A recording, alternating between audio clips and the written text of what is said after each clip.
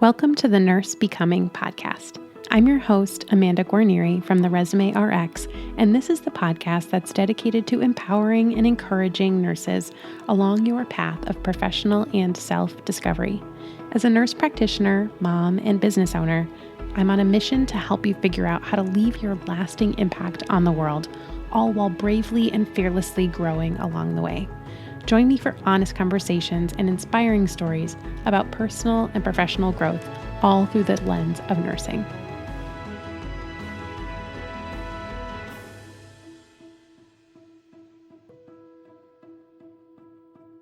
Well, hello there. Welcome back to the Nurse Becoming podcast. It's your host, Amanda, as always. So happy to have you here, especially for this episode. I feel like I'm excited about every episode, but I'm especially excited about this one.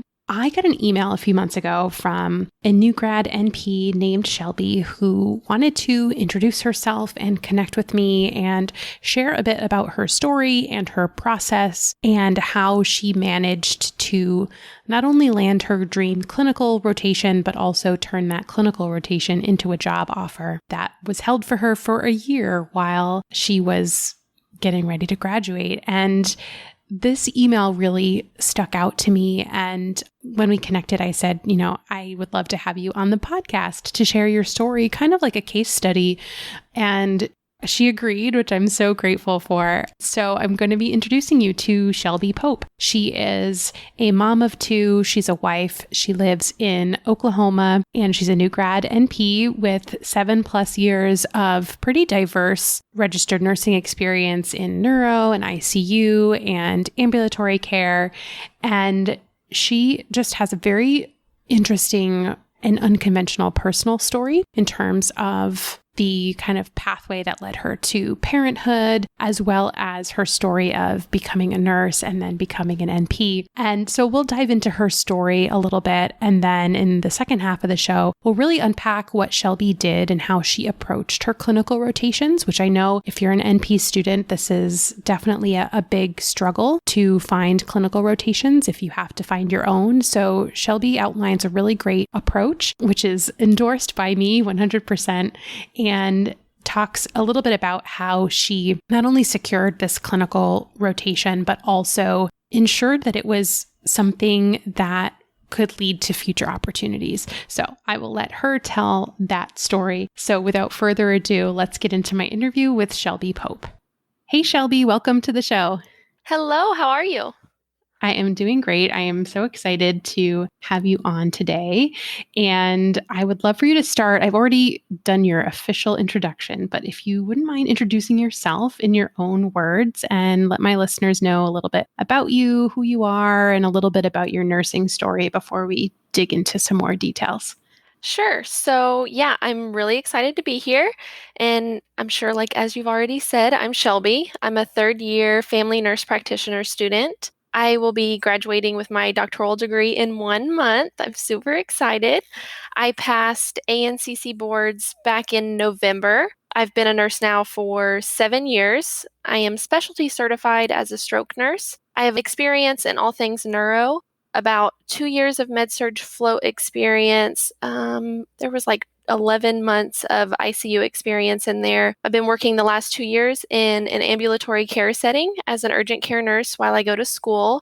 All of my experience has been within the same large hospital system in Tulsa, Oklahoma, which I plan to continue as a nurse practitioner. I'm a mom to a 9-year-old little girl and 2-year-old very feral little boy. My daughter was not even 1 when I decided to go to nursing school. I had my son in graduate school. Apparently, I'm a glutton for punishment. My husband and I have now been together for 11 years, and we live in a really small rural town in Oklahoma. Awesome. And Shelby, you and I met, quote unquote, because you emailed me out of the blue and you wanted to tell me about yourself and share your story. And I think that that's a really important point to make, is that you reached out to me first and you had something that you wanted to say and share, which I thought was so admirable, which kind of kicked off our talking and our friendship. So I'd love to like go back to before you sent me that email and tell me like why you wanted to connect with me and share your story. Sure. So, first, thank you for that. I'm glad that you thought it was admirable.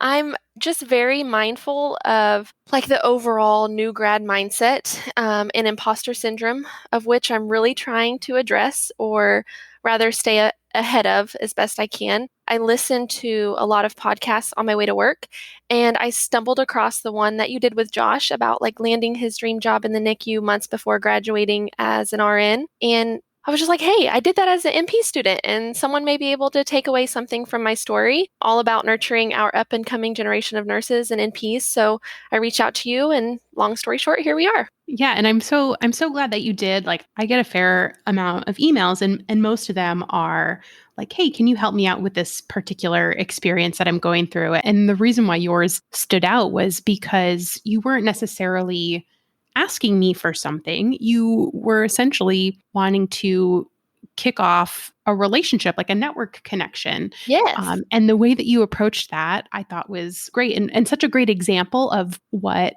others should be doing as part of their job search as well, rather than emailing someone directly asking for a job, for example, finding a way to kick off the relationship without making a big ask. absolutely. I think it's probably going to come up again, but I just want to put a plug in here. Network, network, network. Yes, 100%. I think that yeah, I can't stress that enough. And we've had a few episodes recently that I'll link to in the show notes that are all about networking. So you can kind of hear about it now in action and then hear me talk about it solo in these other episodes that I will link. Just writing a note to myself to put those in the show notes. First of all, what we're going to talk about in this episode. So we're going to go into a little bit of your personal story, your nursing journey, how you approached your clinical rotations in a way that really made the most of your education, how you ended up securing a job. And then what we'll do is we'll kind of outline the process that you used so that our listeners, if they're in similar situations, can take some of your best practices and maybe implement them. So let's kick things off by going way back to when you were a kid. I want to know, like, what were you like as a kid? Were there any clues growing up that you would eventually be a nurse? Oh my gosh. Okay. So I was very chubby and super awkward, very nerdy. I am a twin and I have two older brothers, all of which were like very athletic and like beautiful. And just to like put I laugh at it now, but oh my gosh. So just to like put it in reference, I was very much the black sheep. I went to an extremely small school in Southern Illinois.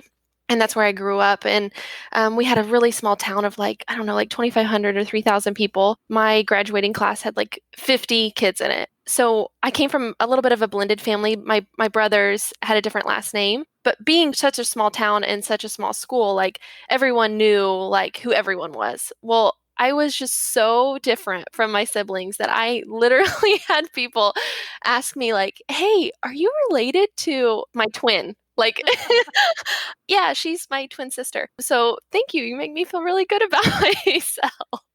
So I was just like super nerdy, kind of stuck to the books big time. I think I had considered med school in high school.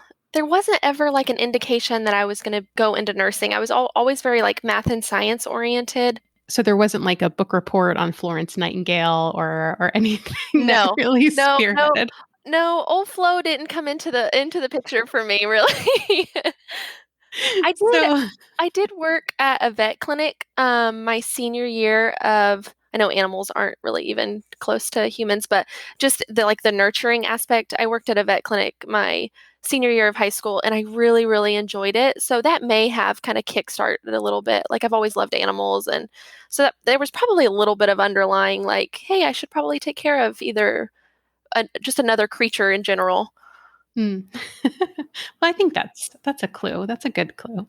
So I want to know then, when did you decide to pursue nursing? Was it like a very conscious decision? Did you kind of fall into it? What was your life like around that time? So very much fell into it. I'll just go ahead and preface that this was not glamorous. I don't really have this like beautiful experience that inspired me to become a nurse just for the sake of authenticity. I was a young, unmarried new mother. I got pregnant super young and had my daughter at 18. I set myself up and I own that 100%. I set myself up for a very questionable future in terms of my baby's father. We became pregnant after, how do I say this, like eloquently, very casually dating for like 2 months. I realized very quickly that I needed a steady job and just happened to know of a scholarship opportunity that I could potentially qualify for. It was funded by the state of Illinois as a full ride through nursing school. It paid for childcare, for my scrubs, my books. I applied, got it, and the rest is history. Yeah, so not super glamorous, but it's my reality, and I don't really have any regrets. I commend you, first of all, for sharing vulnerably, because sometimes that's not easy when we know that we don't have the most glamorous path or that it's a non traditional path. But I think it's important to point out that it's not common to have a glamorous path. Right. Like it's very rare for someone to have this picture perfect sequence of events in any aspect of life. And I think that it's so important for us to hear stories like yours to validate our own experiences that may not have gone like we planned. So I think that's really important to point out for sure. And I just like, I really appreciate that so much. And I'm very mindful of how transparency can cultivate an experience for someone else because I mean, I feel like sometimes it's just so easy, especially in the social media driven world that we live in. It's so easy to see the highlights of everyone's life. Like you don't see the nitty gritty background, noise that people are having to deal with. And I think it's important to speak to that and to show people like, hey, I didn't come from a lot and it's not glamorous. And I made some very adult decisions very early on. I won some very adult prizes and I own them. And here we are today. We're doing okay. I would say so. I think that, we'll get into kind of more of your story and all that, but I think the rest of your story is not necessarily what should have happened, I right? Like agree. if Right. we if we Right. kind of look at statistically the career path or the life of young unwed teen moms, like you definitely overcame some serious stakes against you, I would say. You're absolutely right. It's just so we're probably getting like deeper into this than you wanted to, but it's just so easy to play the victim card when it comes to that. Looking back on it, it would have just been very easy for me to, and I say easy, and that maybe that's the wrong like adjective. It would just be easy to say, like, no, I'm a single mom. Like I made this bad decision. I need to just go ahead and start working at, some job that's going to make ends barely meet. I can just collect money off the government the rest of my life. Like it's just easy to get and I grew up like that. I mean, it's in my family. So, I don't know, for me, I just decided I had to be resilient and overcome, and I did. So it's doable. I'm a living, breathing example of that. So, Shelby, do you think that was was it a conscious decision of, I'm not going to be a victim, I'm going to be resilient, and I'm going to do all these things? Or were those more innate traits that you already had? I think to say that there wasn't anything innate about it would not be fair. I'm sure that there's something in me that maybe set the groundwork for that, whether it be innate or like a conditioning or what have you. But it absolutely 100% required a conscious decision day in and day out to stick with it. I mean, Mm. Noni was, I think, like 48 hours old, and I was taking my prereqs for nursing school, and I left her home with he was my boyfriend at the time, and went right back to lecture. And I was doing a lot of night classes because that's what worked, like whenever you're a young mom. And my now husband, he worked, like a 9 to 5 job, and I just figured it out. I made a conscious decision every single day. Like, I have to get up at 4 a.m. and I have to do these things and I have to keep my grades really high for this scholarship. And I just did everything I absolutely could day in and day out to set myself up for success because I had a little human that required me to do that. Yeah. Wow. You and I have such opposite pathways, like in terms of when we did our career work and became parents. Like I was an NP before I even had my first kid. And just to like put myself in your headspace of 48 hours after Oh having my a gosh, baby I to like know. go back to that type of responsibility or even like still be in school. It's just like we all have our different versions Right. of Mhm. hard, but I think it's really I'm not sure that I wouldn't have quit myself, like if that were Oh, I definitely my don't recommend it. situation. I don't like oh my gosh, I don't. And I admire your story so much because I'm not saying there's a right or wrong in terms of what people should or shouldn't do because everyone's life is different and everyone's experiences and outcomes are different. But like I just had a patient the other day in primary care who was doing like the counseling prior to getting pregnant. I forget what that's called now. Preconception. Preconception Yes, counseling, yes. yeah. So she came in and she was like on all these vitamins and had it like on a calendar of when her and her husband, who were newlyweds, wanted to start planning, to have a baby. And I just sat there in awe, like, and I think she like recognized the awkwardness of it after a while. And I was like, this probably sounds weird, but I just want you to know that I like highly respect you and what you're doing because this is phenomenal. Like, I was 18 when I had my first child, and I can promise you that there was no prenatal vitamin in my system. There was probably alcohol at some point in my system prior to the conception of my first child. Like, there was just some really poor decisions I made. And so I don't know, I just really respect when people plan accordingly. And I think that has kind of carried over. Like I learned the very hard way of what not planning does for you. And I'm like, no, I'm planning it all now. Like every bit of this is in my control and I will control what I can. Well, that's a good segue because I want you to tell us about your first nursing job. And I know that you didn't have that, picture perfect experience in your first job, but then you kind of did something about it and turned it into a research topic. So I would love for you to tell us a little bit about that. Sure. So when I got my nursing degree, it was just an ADN. I shouldn't say just an ADN. It was an ADN, which is great. I started working in a big hospital in Tulsa, and they had the clinical ladder thing. I'm not sure if that's common. I've only worked in one health system, so I'm not sure if that's like super common in other health systems where like you have to do like a quality improvement project, you have to pursue Mhm. your bachelor's, you check all these boxes, and then you get like a higher rank as a nurse or you get a higher pay grade. So I decided to pursue my bachelor's, and I was doing that in night school as I was working full time during the day.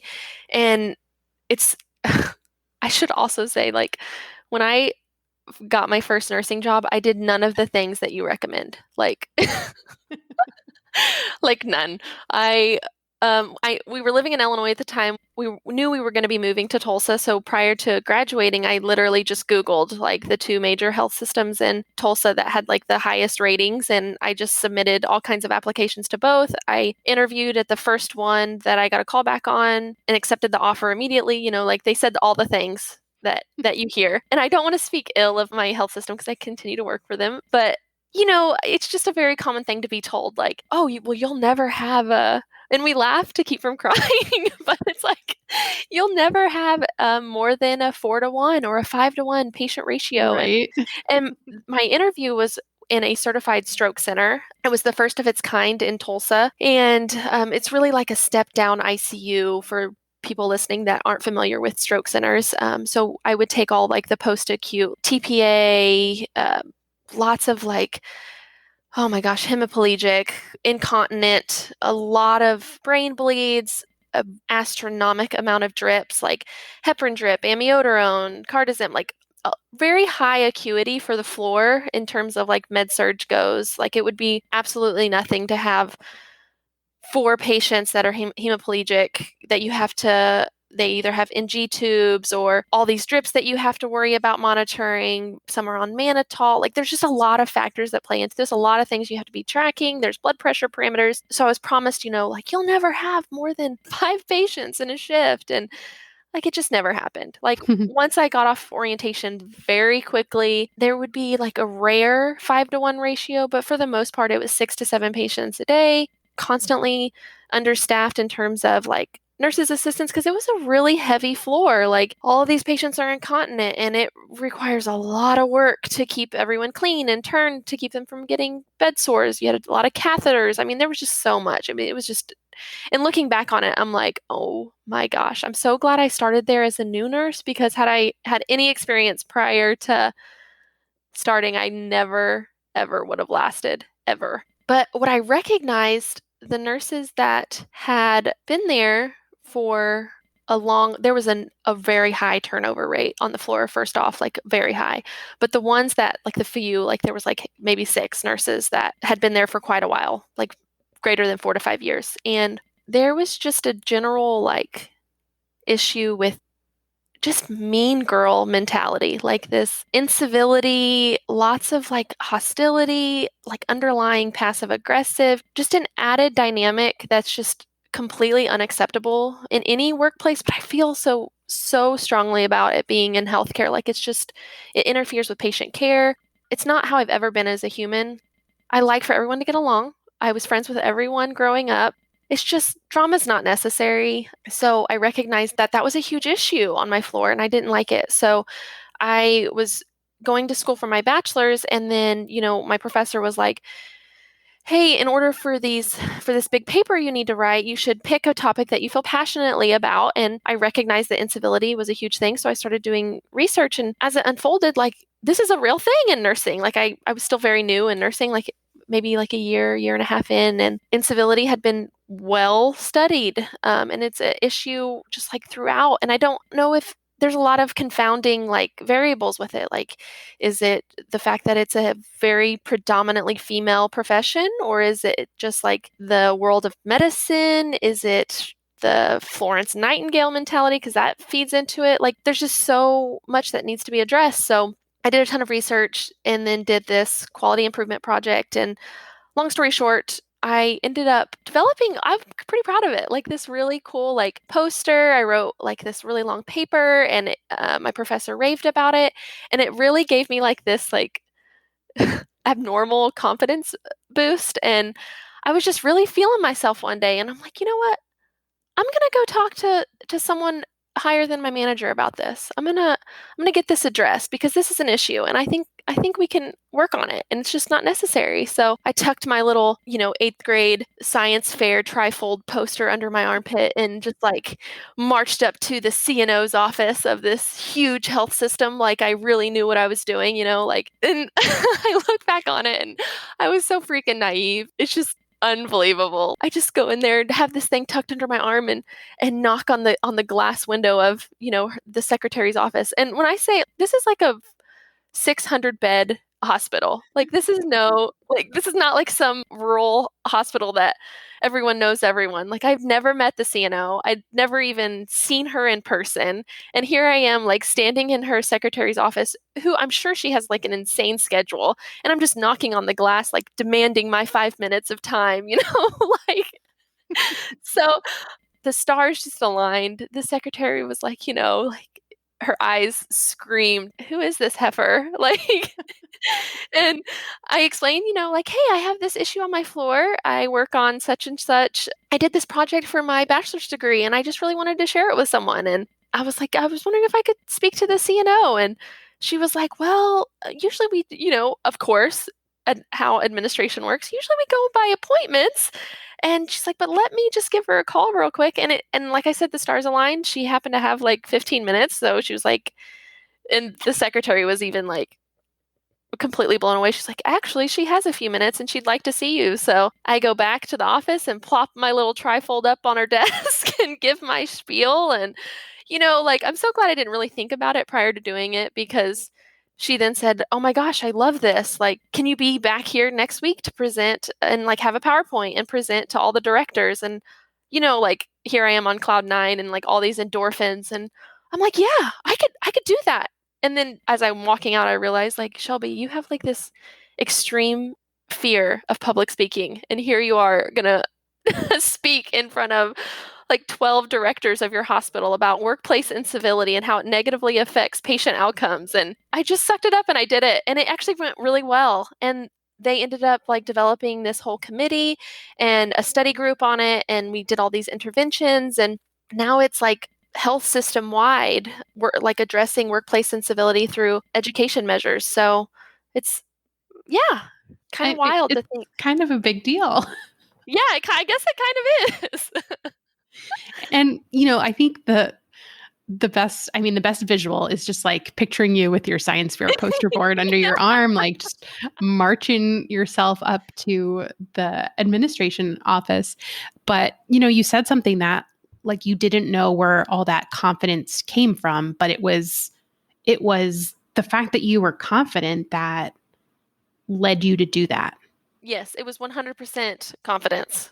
It was 100% that made me do it. And just to make it really clear, whether you were confident or not, the content of your presentation was the same, right? So Yes. just think about what wouldn't have happened if your lack of confidence prevented you from sharing Oh, that absolutely. information.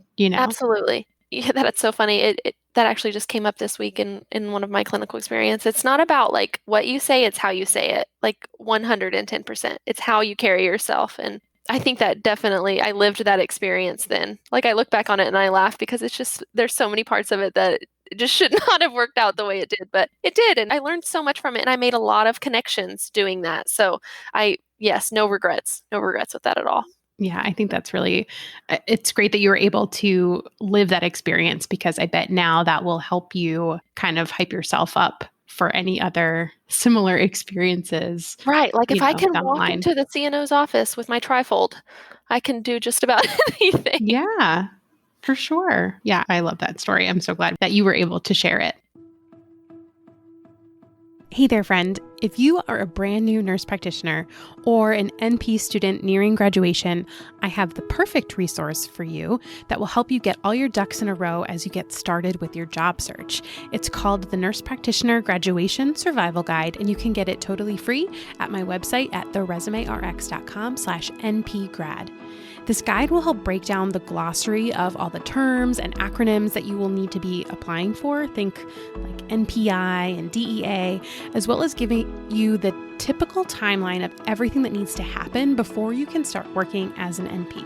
I can't wait for you to snag this guide so you can stop worrying about everything you need to do before you can be legit. Go ahead to theresumérx.com/npgrad and get it for free. Can't wait to hear what you think. So now can you tell us when you decided to become a nurse practitioner and a little bit about that process?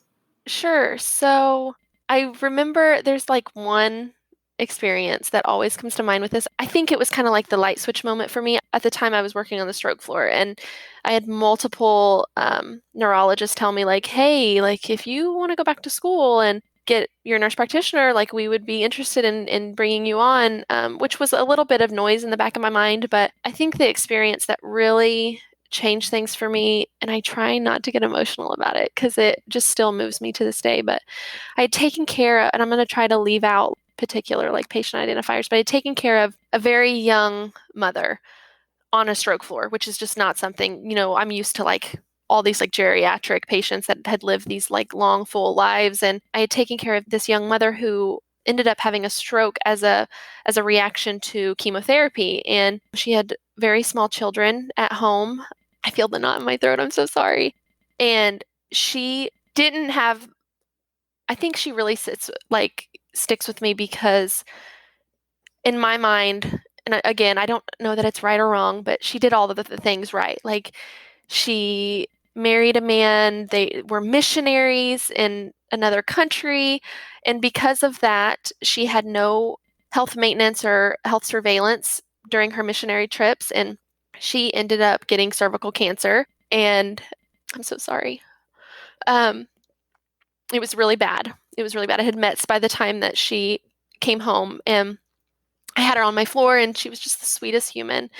But she was not doing well. I mean, it was terminal, and her and her husband were just, oh God, they were just so madly in love with each other. And he was like, he would dote over her. And obviously, being a nurse and having like the medical experience, like I knew how this was going to work out, and it ripped my guts out. And I was working a ton at the time, so I took care of them for like 6 days in a row for like 2 or 3 weeks. And I could see her declining and the vitals weren't looking good. And the husband, I think, knew that it wasn't going to end well. And they did not want their children up there in the hospital around all this other sickness and sadness. And so one day they asked me, they were just like, we know that this isn't looking good. But we want to know, like, if there's no other hope for us, like, we just want to go home and we want to be with our children. And I stood in on the oncologist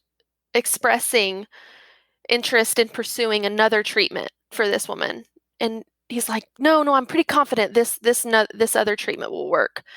And everything in me screamed, like, it's not working. Like, this poor woman, it's mets everywhere. Like, she's not getting better. Let her go home and be with her family. And she didn't. She died in the hospital without seeing her children. So ever since then, I was just like, I'm never doing that again. I'm going to advocate much better for my patients. It's a huge regret.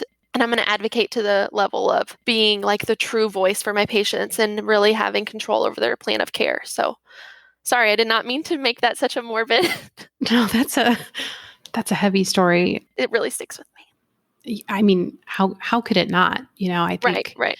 we all have patients like that who we never forget, that we carry with us forever. And for you, that patient has carried you through to, become an NP, almost Yes. in her honor. So I think that that's really a So much. special, it's a special reason why, like that why, that purpose that we need to feel to keep us connected with our work. I think that's definitely part of yours. Thank And you for sharing that.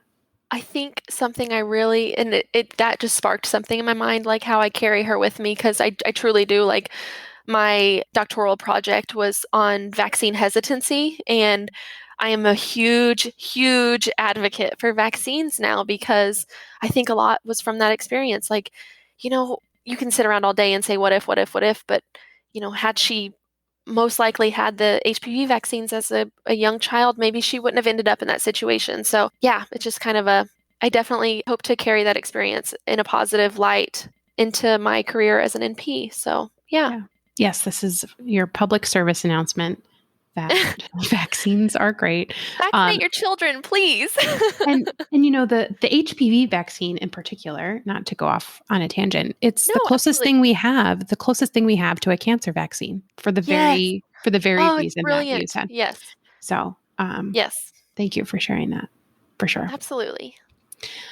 Um, okay, well, I want to get into a little bit more about how you approached your clinical rotations, because this is a really great part of your story, because you approached this process with a strategy that basically was a win-win-win type of strategy. Right. So, yeah, let's go into it. Outline kind of what you did and some steps that you would recommend other people adopt. So sure. So you've like mentioned this multiple times in other episodes, but I just would really love to reinforce it because it works. Clinical experiences 100% rule in or rule out future employment opportunities. And I'm going to just say that again.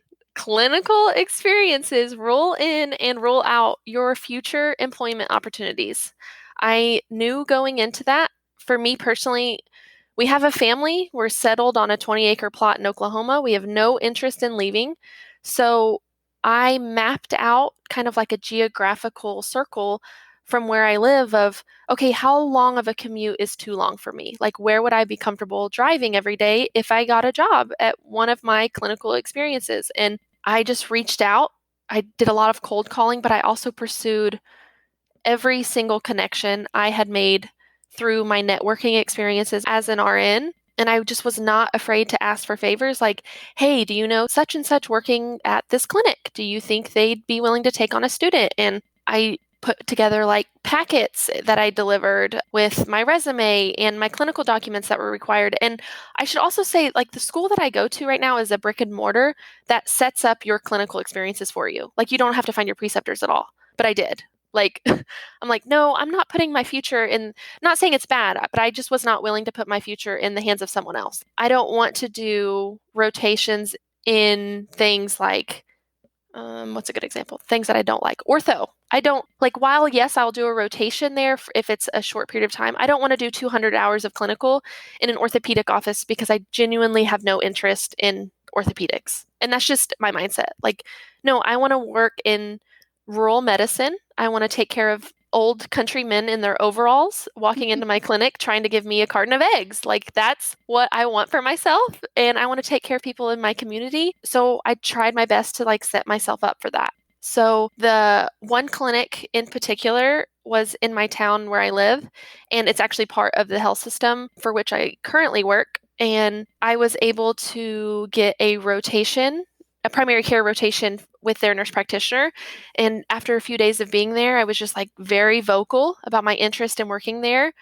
Should a position like ever become available, I was not like afraid to discuss it. I mean, I wasn't like hounding them like, "Hey, I really want a job here." Like, I just painted the picture like, "Hey, if you guys ever have an opening, like, I live right down the road. I'm a member of this community. I would really love to be part of your team. I like everyone here. I think we all jive well." Like, and then I went as far as like discussing it with the office manager, and towards the end of that clinical rotation, so like after 200 hours of being there, she actually approached me prior to like me leaving one day and said, like, based on their projected growth, they like could foresee a new position opening up for a nurse practitioner, and she like instantly offered it to me. Just said that I had to like apply for the like as a formality, and then they would hold it for a year until I graduated. And obviously, like, the short story of this seems like so easy, right? Like, I 100% set myself up for this experience. Like, I did all I could to sell myself. I was outgoing and friendly and eager to learn, and I would just like literally jump in every opportunity that I had. "Oh, you're short a medical assistant today. Let me draw those labs," or "Let me do the intake on this patient. Like, I can go ahead and collect the history and do a quick assessment prior to bringing their chart back to you." Or I also like had the foresight to know that every patient encounter, whether I was doing medical assistant stuff or actually doing my like NP student stuff in that setting, was potentially and hopefully one that set the groundwork for like a future patient relationship. Yeah. And for me, it was all about like mindset. I practiced like the positive imagery. If that is that what it's called? I think it is. Like, where you like imagine yourself like you're getting ready to take a test and you imagine yourself taking it and you do really well on it. Yeah, like visualization. Visualization, thank you. And like I cultivated that, and I like created this experience in my mind, and I just did all of these things and to bring that image to life, and I just really worked hard to give it my all, and it turns out it pays off. So, here we are. I just love everything about that story. I was just like smiling the whole time. Mainly because like that's the exact process or part of it that I teach, job seeking NPs. But, something too is that you said that in that clinical rotation, like you brought it up and you said, you painted the picture that should they ever have a vacancy that you would love to work for them. And I think that if we think that and we don't say it out loud, and then we get mad that we didn't get a job there, like you have to actually, people can't read your Right. mind, like they didn't know, they wouldn't have known that you wanted to work there unless you Not at all. explicitly said, I want to work here. So And it's sometimes so it's just that easy. You're right. And I think sometimes it's so, gosh, there's days where I sit back and I get so annoyed with like these preconditioned, like this, it's really like a preconceived like idea where as women, we don't want to be like a nuisance to others. So we don't want to overstep. We don't want to like you said it before, like outshine. So we bring ourselves down a level or we just stay quiet. And I'm like, no, screw that, because that doesn't get me where I want to be. Like, I don't want my future in the hands of someone else. Like, I want to be in control of A, B, and C. And I know if I can align myself with these things, that potentially my future will be what I want it to be. I just think, again, not playing the victim card. I don't have that luxury. My family doesn't have the luxury for me to be a victim. So I won't be. I had actually assumed that your school didn't set up clinicals. I kind of assumed that that's why you went out and did this on your own. So it was interesting to hear that you could have had your school set up your clinicals, but you decided to do it on your own. Because usually for prospective NP students, like one of my top pieces of advice is to find a place that sets up your clinicals, Exactly. because so many Yeah. people struggle with this because they don't necessarily know how to kind of have that tenacity to go out and, first of all, figure out what they want. And then step number two, actually ask for it. Well, I think it's a lot easy, and maybe I'm wrong here, but I just think it's a lot easier to really invest yourself in your clinical experience if you think that you're going to get more out of it besides clinical hours. Like, Yeah. and maybe that's wrong, but I just feel like going into it knowing like, hey, like this could be where I'm at in the long term. Like this isn't just me like logging patients and logging clinical hours to get my degree and then I'm just going to address it down the road. I hear this all the time, like, no, that's so like, that gives me anxiety that you're doing all of this right now. Like, I'll think about that later. I'll think about that later. And for me, I'm like, it gives me anxiety to think that you're going to wait just to see if things work out and then think about it later. Like, I don't know. It's just, I guess it's just difference of opinions, but that's not how I do things. Well, I really admire how you do things, and I recommend the way you do things to others because it was obviously really successful for you, and the process itself is pretty repeatable, especially if you're someone who is already living where you want to be working. I think that's something that definitely was in your favor, the fact that you were already settled in a community. And, it's not like you moved to go to school and you were going to move somewhere else after graduation, which has its own sets of challenges. But yeah, like having that clarity whenever you have it in terms of what type of setting you want to work in and geographically where you want to work. Those are really the two things that you need to hit the ground running to secure a clinical rotation that leads to a job or even, just a job after clinicals. Absolutely. So as we wrap up, I want to ask you if there's any big lesson or more than one big lesson that you're taking with you into your NP practice, which will be starting very soon. Yes, there's like three main things that I've kind of put because I've been really thinking about this. Like if there was any, because that's kind of hard, it's kind of like that's puts a lot of pressure on. But I think number one would be don't believe everything you think. And it sounds so much like a bumper sticker, but it's like, but it's so true. Like this pertains a lot to like imposter syndrome and just general like limiting beliefs. And you've really spoken to this in your episode on like oversaturation. And like it or not, our truth is manifested from learned experiences. That doesn't make them true. It just makes them learned. So like do your mindset work. I'm actively growing in this. Just in the last like couple months, I have been doing more like workbooks on like cognitive behavioral therapy just to keep my mindset in check. I know for some it comes more naturally, but I think you just have to be mindful about if you're one of those people or if you know that you have mindset issues. And I just have to genuinely work at keeping like that abundant way of thinking. And then I think number two would be, and this is really just like a personal plug here, but I think it could kind of also feed into how like going into NP practice, but don't label someone you know as like the overachiever. And this is just kind of a continuation of like my number one, but achievement is all about like personal perception. There's not like a finite amount of success, resources, money, or achievement. We limit ourselves, I think, by labeling someone else's efforts like as the exception to the rule.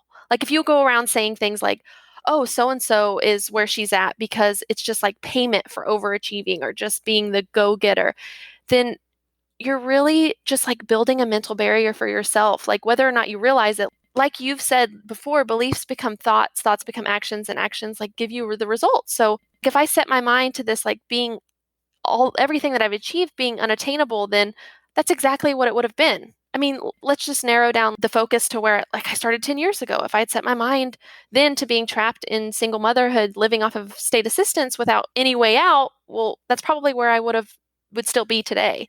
I made the decisions I made and then I own them. And where I'm at has nothing to do with statistics and demographics and everything to do with like the personal choices I have made to do better and to improve upon. And Brene Brown, I'm a huge fan. I don't know if you are Oh a my fan, but gosh, I'm like totally. a huge fan of Brene. Okay, Yes, me so too. I've been like in the last like year, I've read like all of her books. And she really, and that's something I probably recommend to like new NPs whenever you're able to pick up like recreational reading is to read some of her work. But she even speaks to this, like the act of stereotyping or labeling others does not do anyone, but especially doesn't do the labeler any favors. Like when you paint people into boxes, all you really are doing is painting yourself into a different box. So for everyone who like repeatedly defines the overachiever or the go-getter, or like my personal favorite is the highly offensive, like the psycho in your class. Like people have called, oh, you're just psycho. Yeah, don't do that. Try rewording your perception or like reconsidering your experience. Like just recognize that what they're doing and the effort it requires, and just like tell them that they're doing great. It's like a pretty moving experience in life when you're able to shift yourself into a place of like being genuinely happy for other people's success rather than doting over what you haven't achieved. And I think it just kind of requires you to level up. And then, like, lastly, I think just because I feel like it really pertains to our very virtual world, I think I would recommend that everyone be present in their own life. And I'm not talking about the life like everyone leads on social media. I'm talking like the living, breathing kind of life. Now, that's not to say everyone like should run and delete their Facebook and Twitter accounts, but I do challenge anyone listening to this to reflect on their daily accumulated screen time. If you're spending hours on these apps and you find that you procrastinate in your work or your school, or you find that you're just not where you're meant to be, or like it takes you too long to study or complete a project because you're impulsively checking your notifications, then it's like probably time to rip that Band-Aid off. Or better yet, if you're a person who like struggles with that scarcity mindset, then consider how constant exposure to the posts and images of everyone else's highlights may be contributing to like your way of thinking. And I had to do that. Like I've been off social media for over a year and I'm in a much, much better place. And while I think those platforms serve really like your platform is phenomenal and it helps so many people transitioning from either nursing to NP or just into nursing in general, it's hard to only get that from it. You know, like it's very easy to get lost in the black tunnel of just like everything else, all the constant stimulation, and it's just really easy to get distracted from your goals. So yeah, that would be my big thing, my big three things. You are just so wise. Oh, thank you. I I don't just feel it most no, days. you It's it's true. You really are, and it has been delightful getting to know you and having you on the show. And thank you for spreading your wisdom and sharing it with my audience. I really, really appreciate it. Well, thank you so much for having me. It was a really good experience, and while I even had imposter syndrome for even this, I feel like it went okay. So I hope somebody can learn a thing or two from my experiences. I am confident that it will be very well received. So Well, no need good. to feel like an imposter on this one. Well, that does it for today. Thank you so much for listening all the way to the end. If you have found today's episode helpful and you would like to support the Nurse Becoming podcast, I invite you to buy me a coffee at buymeacoffee.com/nursebecoming. I appreciate your support. This helps me create more content for you to enjoy and benefit from in the future. Also, would you consider giving me a rating or review on Apple Podcasts if you haven't done so already? It will truly help other nurses find the show and know that it's worth listening to. For more information about this episode, as well as a place to submit your questions or suggestions for future episodes or guests, head to nursebecoming.com. I can't wait to connect with you soon, and until next time, remember, I am always rooting for you.